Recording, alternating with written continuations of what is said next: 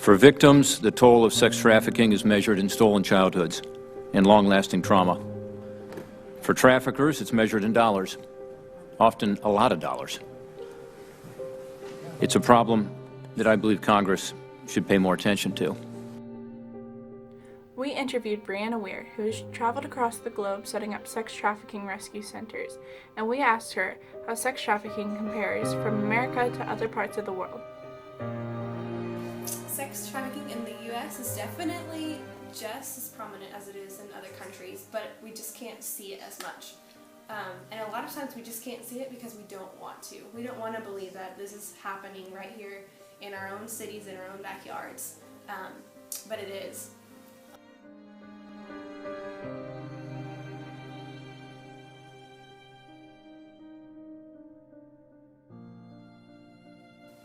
A pimp can make $150,000 through $200,000 a year per child and exploits an average of 4 to 6 girls.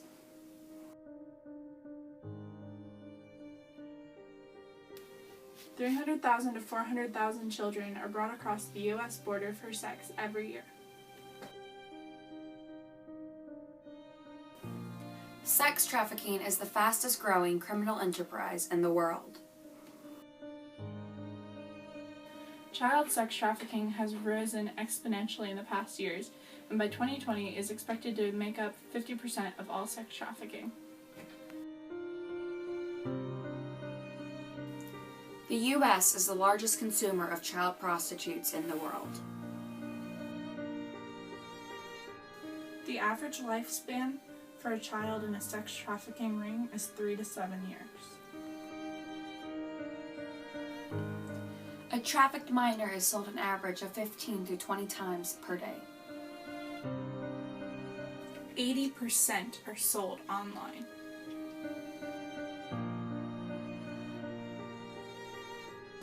Sex traffickers prey on the vulnerable. The Department of Justice has reported that more than half of sex trafficking victims are minors, and the problem appears to be getting worse. Over the last 5 years, the leading authority on child exploitation, the National Center for Missing and Exploited Children, who we'll hear from later today, reported an 846% increase in reports of suspected child sex trafficking. NCMEC says that increase is, quote, directly correlated to the increased use of the internet to sell children for sex.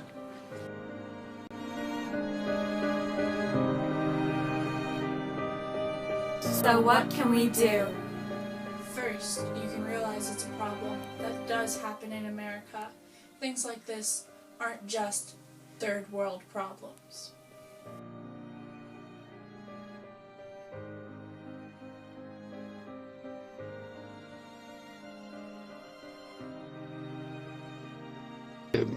Perché io sto facendo tanta scuola, no? I bambini li conosco e purtroppo ci sono bambini che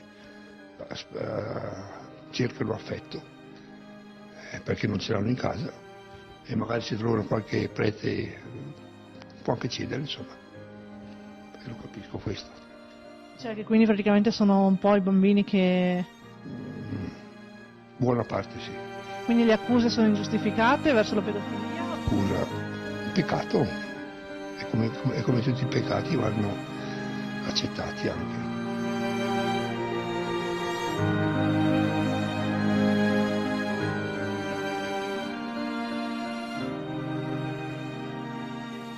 Second, you can educate yourself on how it happens. Here's Brianna Weir telling us more. I think the most important thing would be education.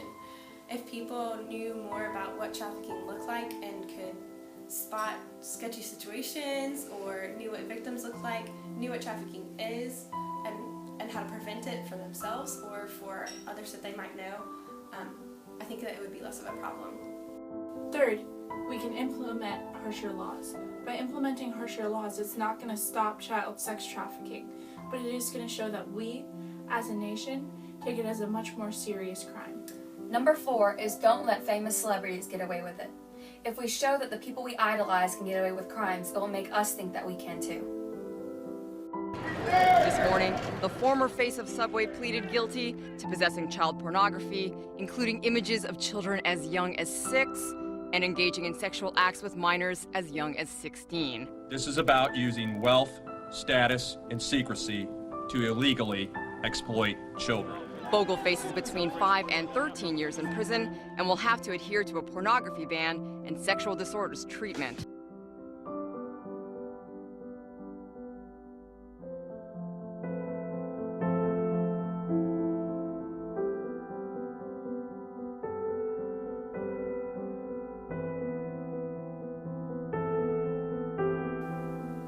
Child sex trafficking isn't just something in third world countries. It is a crime and a problem, and it needs to be stopped. The first step is to stop denying it couldn't happen to you, because it could.